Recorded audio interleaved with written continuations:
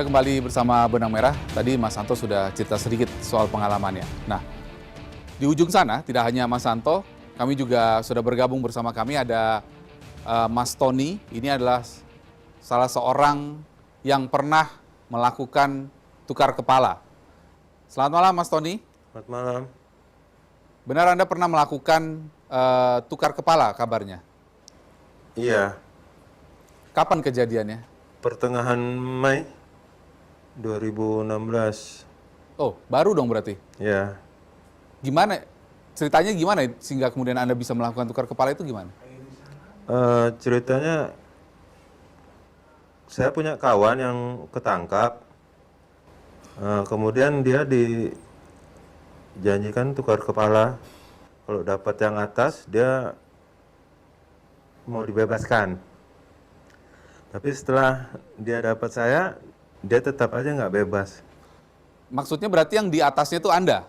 Iya, Ini kasusnya apa ya, Mas? kasusnya narkoba Oke. Nah, teman Anda itu sebagai apa?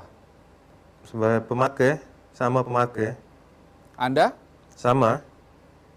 tapi yang lebih besar. Enggak, dia dapat dari saya. Kemudian dengan dijanjikan kalau ada yang lebih besar, si A itu akan dibebaskan. Tapi ternyata setelah dia tukar kepala sama saya, dia tetap aja nggak bebas gitu. Oh, berarti berdua tetap menjalani pidana. Iya, Oke. Terus Anda masuk berapa lama di dalam? 4 hari, Cuma 4 hari? Bisa bebas lagi gimana? 86. Uang. Iya, Habis berapa itu? ya lumayan lah, sekitar dapat motor, Puluhan juta dong ya? ya kira-kira sebesar itu. Kira-kira berapa? 30 juta? Ya sekitar itulah. Siapa yang minta duit? Ya oknum aparat itu. Termasuk kawan saya itu yang tadi. Mhm. Dimintain juga. Saya suruh cari lagi kepala, nggak ada lagi kan. Maksudnya dengan janji kalau saya dapat atas, saya dibebasin. Mhm. Ternyata saya nggak ada atasan lagi. Ya udah putus di saya. Kalaupun saya dapat, nanti akan berlanjut terus. A ketangkap, B, C, D, selanjutnya begitu terus. Oke, baik ditahan dulu. Pak Joko, buktinya ada nih. Bulan Mei lagi, baru terjadi ini tukar kepala. Sepertinya kalau saya lihat itu di proses awal. Kami adalah proses di paling akhir. Itu, jadi kewenangan kami adalah pada pelaksanaan pidana, pelaksanaan putusan hakim atau penetapan hakim. Pelaksanaan ya, bukan eksekusi, beda ya dengan bukan. Jadi kami melakukan pembinaan dan bisa selanjutnya itu Pak. Jadi coba mungkin ditanya. Kayak sepertinya bukan di pemasyarakatan. Saya perenangnya hanya di pemasyarakatan jawabnya Pak. Kalau isu berkembang memang luar biasa, banyak cerita di dalam. Tapi kita tahu cerita-cerita itu sering juga hanya sekedar cerita. Kalau kasus seperti Mas Anto begitu ya, disuruh mengaku Iya. ini. Nyatanya bukan di tempat kami kan Pak. Berarti Lapas- kan di proses waktu mau masuknya. Masuknya sebagai Anto, direktur. Itu yang tertera di kami Pak. Sidik jarinya sidik beliau, identitasnya itu tadi, kemudian ada buktinya di sidik jari. Itu. Artinya ketiban pulung dong nih kalau begini lapas. Ya ini ketiban pulung karena dikatakan ini tukar kepala di tempat kami, bukan. Kalau itu nggak terjadi.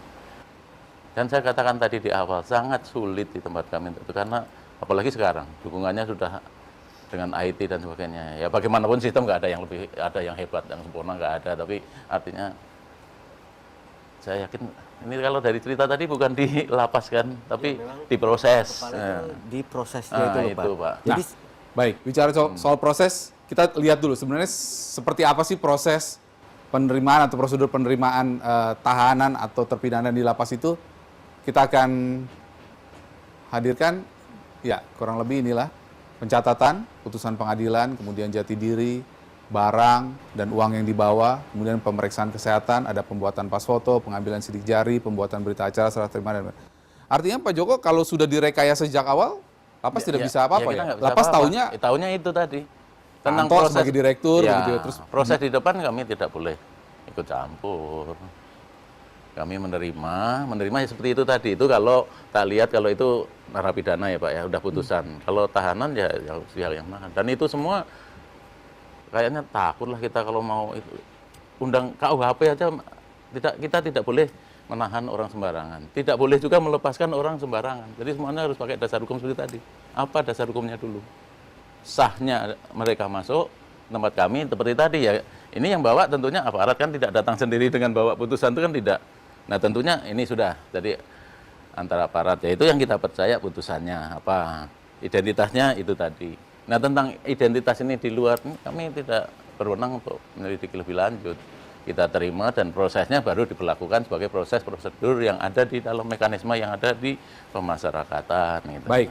Kita tanya lagi ke Mas Tony. Mas Tony, waktu Anda ditangkap tuh gimana proses-prosesnya itu?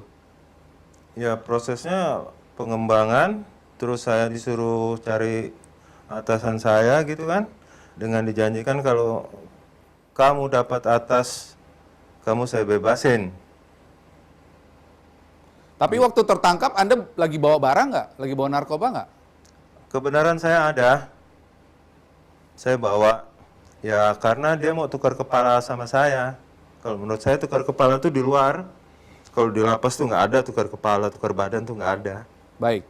Pak Beni, tampaknya ini sering terjadi juga dalam kasus-kasus penangkapan narkoba. Mendengar dari cerita Mas Tony ini, apa yang bisa? Ya, jadi kalau kita mendengar ceritanya tadi, mungkin pengertian tukar kepala ini tidak demikian ya. Artinya ini kan bagaimana upaya mengungkap jaringan secara bertangga ketika yang paling bawah ini mengaku terbuka dan membantu, maka penyidik akan bisa mengungkap jaringan berikutnya dan seterusnya sampai dengan yang paling besar. Trik-trik seperti itu bisa terjadi dengan catatan tidak ada kompensasi uang. Artinya tidak ada, you gue lepas tapi you kasih uang. Nah kalau ini pertama dijanjikan, Nah, itu. kalau Anda bisa sampai ke yang lebih tingginya lagi nanti saya lepas, tapi ternyata nggak dilepas juga, dia bisa lepas justru ngasih uang. Kalau ini pelanggaran sudah. Tinggal diceritakan kejadiannya di mana, petugasnya siapa untuk nanti dilakukan penindakan karena masih baru. Karena kalau dibiarkan, praktek itu akan berjalan terus. Tapi kembali ke pengertian tukar kepala, tukar badan, kalau saya lihat di sini nggak masuk. Kalau modus-modusnya seperti apa biasanya tukar kepala itu, tukar badan itu? Jadi dari yang kami dapatkan informasi selama ini dari napi yang kami periksa atau ex-napi, hal itu terjadi seperti tadi disampaikan, awal ketika mau masuk, berarti ini akan melibatkan oknum eksekutor dengan yang menerima. Disitulah pertukaran identitas. Mungkin nama masih sama ini segala macam, tapi fotonya sudah beda dan sebagainya. Sehingga yang menjalani ini orang lain. Baik, bicara soal modus, kita akan ungkap lebih jauh di segmen berikutnya. Tetap bersama Benang Merah.